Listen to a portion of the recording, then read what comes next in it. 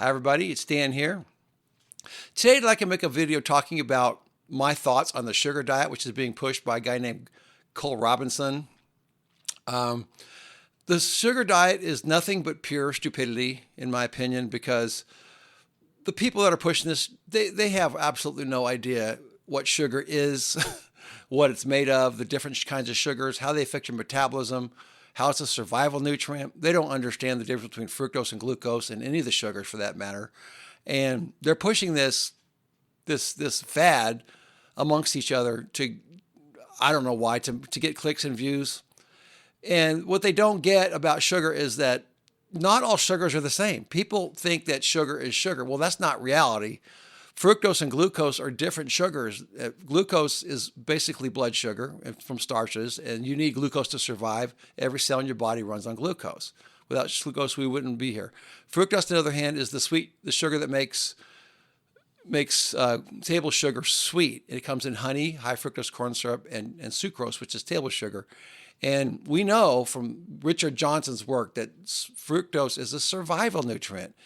That's why it's addicting. We have an instinct to eat it because not only are we helping trees spread their seeds by eating fruit, fruit in the fall is there to help us survive the annual winter famine our ancestors faced yearly. And it's also every animal in nature likes fructose for the most part because it helps them survive changing environmental conditions.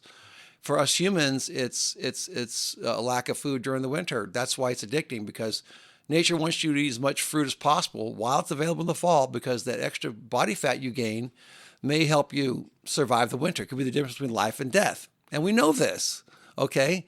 And what these sugar people don't understand is that fructose, it not only causes leptin resistance, which is your satiety hormone. Leptin dysregulates your eating, so you eat more. And it also causes energy depletion at the mitochondrial level by ATP. It makes ATP levels go down, which reduces your energy input.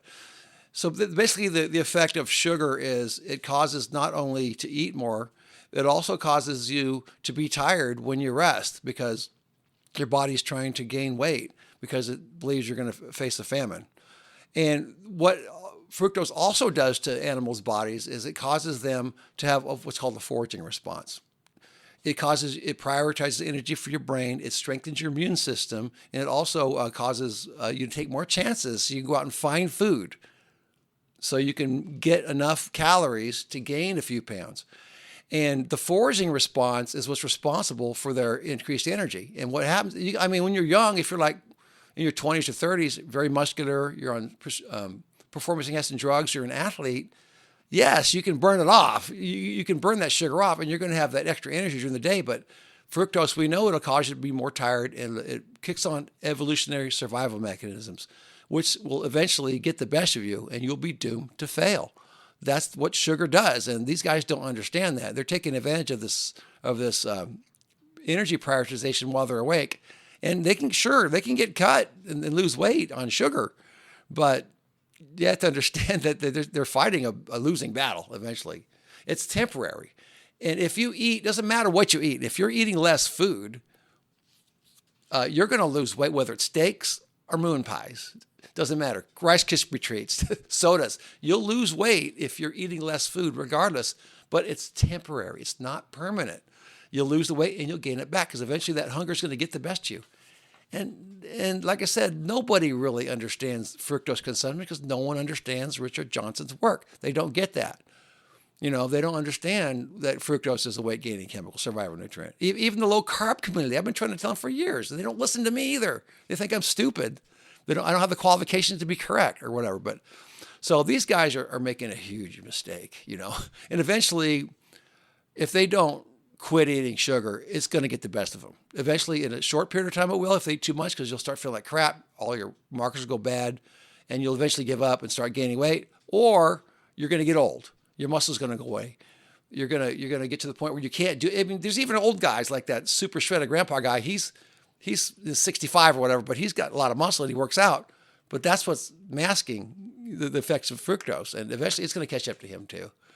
It just will. I know because for years I was playing sports, and I was able to burn it. I would just drink 1, 2, 3, 44-ounce Pepsis a day when I was in my late 20s, early 30s. When I quit playing softball, quit sprinting, I started getting fat. So it's not going to work for these guys, okay? It's just a matter of time.